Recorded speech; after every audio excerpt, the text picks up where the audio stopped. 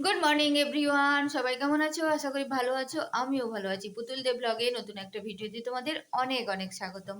সকাল সকাল সুপ্রভাত সবাইকে। তো আজকে হচ্ছে সরস্বতী পুজোর একদিন বাদে। আজকে ছেলে স্কুল যাবে। আজকে ওর গাড়ি আসবে না, ও সাইকেলে যাবে, মানে যে ইলেকট্রিক সাইকেলটা ওর জন্য কেনা হয়েছে।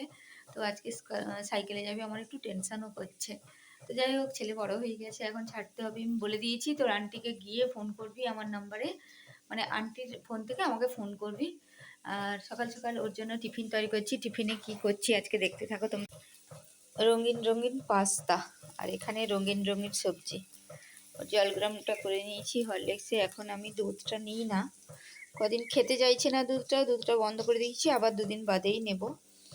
আর এই হচ্ছে ওর আজকের টিফিন। তো সঙ্গে থাকো। পাস্তাটাকে আরও টেস্টি বানানোর জন্য আমি এখানে পেঁয়াজ পাতা বা পেঁয়াজ কলি যাই বলো ওইগুলো দিয়ে দিলাম, বেশ টেস্টি হয় এগুলো দিলে।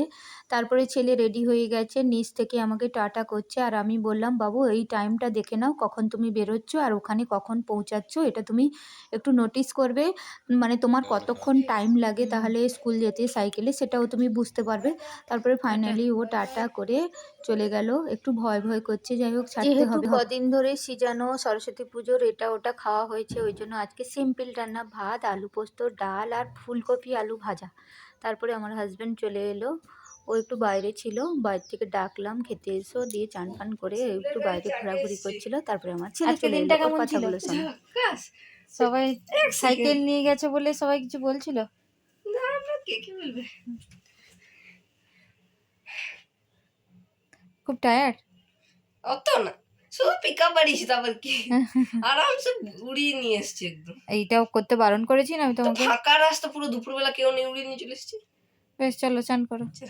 তারপরে ছেলে স্কুল থেকে চলে এসছে, ওকে চান ফান করতে বললাম। তারপরে দেখছি বাইরের ওর বাবার যে ক্লাবের ঠাকুরটা, ওটা বিসর্জনই হবে বলে আমাদের লাটসালা পর্যন্ত ঢাক দিয়ে ঘোরাতে নিয়ে এসছে। আমি বললাম, পাপাই তাহলে আমাদের ঠাকুরটাও ওই গাড়িতে তুলে দে, তাহলে একবারে বিসর্জনই হয়ে যাবে। আমার কথা মতো ওর আমার ঘরের ঠাকুরটা ঠাকুর ঘর থেকে বার করে নিয়ে যাচ্ছে, ওই উপরেই দিয়ে দেবে। তারপরে ওরা যেখানে বিসর্জনই করবে ওই বড় ঠাকুরগুলো, আমার ওই ছোট ঠাকুরটাও বিসর্জনই করে দিবে। দেখো আমার সরস্বতী মা সরস্বতী ছোট্ট মতো চলে গেল। আবার পরের বছর অবশ্যই আবার নতুন করে কেউ আসবে, এটাই তো প্রকৃতির নিয়ম, একজন যাবে একজন আসবে। তো যাই হোক, এই ছিল আমার আজকের ভিডিও। তোমাদের কেমন লাগলো অবশ্যই জানিও। যারা আমার চ্যানেলে নতুন তারা কিন্তু আমার চ্যানেলটাকে সাবস্ক্রাইব করতে ভুলো না। জয় মা সরস্বতী, আবার পরের বছর এসো। সবাই ভালো থেকো, সুস্থ থেকো, টাটা।